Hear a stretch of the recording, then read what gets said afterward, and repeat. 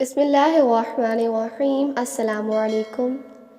کسی قبرستان میں ایک شخص نے رات کے وقت لاش کے ساتھ زنا کیا۔ بادشاہ وقت ایک نیک صرف شخص تھا۔ اس کے خواب میں ایک سفید پوش آدمی آیا اور اسے کہا کہ فلاں مقام پر فلاں شخص اس گناہ کا مرتکب ہوا ہے، اور اسے حکم دیا کہ اس زانی کو فوراً بادشاہی دربار میں لا کر اسے مشیر خاص کے عہدے پر مقرر کیا جائے۔ بادشاہ نے وجہ جاننی چاہی تو فوراً خوف ٹوٹ گیا۔ وہ سوچ میں پڑ گیا۔ بہرحال سپاہی فوراً روانہ ہوئے اور جائے وقوع پر پہنچے۔ وہ شخص وہیں موجود تھا۔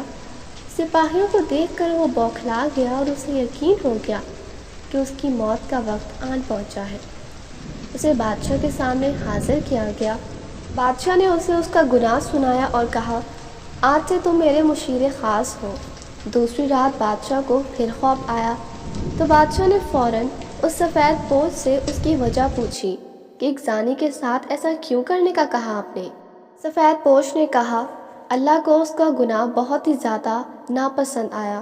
چونکہ اس کی موت کا وقت نہیں آیا تھا، اسی لیے تم سے کہا گیا کہ اسے مشیر بنا لو تاکہ وہ عیش میں پڑ جائے اور کبھی اپنے گناہ پر نادم ہو کر معافی نہ مانگ سکے، کیونکہ اس کی سزا آخرت میں طے کر دی گئی ہے۔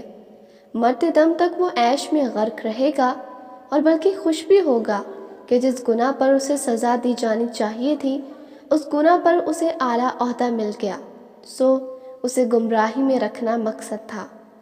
ابو اٹھے، میرے سر پر ہاتھ رکھا اور کہا، بیٹا، جب گناہوں پر آسانی ملنے لگے تو سمجھ لینا آخرت خراب ہو گئی اور توبہ کے دروازے بند کر دیے گئے تم پر۔ میں سن کر بہت حیران رہ گیا۔ اپنے گریبان میں اور آس پاس نگاہ دوڑائی کہ آج ایسا نہیں ہے۔ بار بار گناہوں کا موقع ملتا ہے ہمیں، اور کتنی بار آسانی سے ملتا ہے اور کوئی پکڑ نہیں ہوتی ہماری۔ ہم خوش ہیں، عیش میں ہیں۔ سچ کا راستہ دشوار ہوتا ہے، اس میں بے شمار تکلیفیں ہوں گی، آزمائشیں، مصیبتیں سب ہوں گی، مگر گناہ کا راستہ ہمیشہ ہموار ہوگا۔ اللہ تعالی ہم سب کو ہدایت دے، آمین یا رب العالمین۔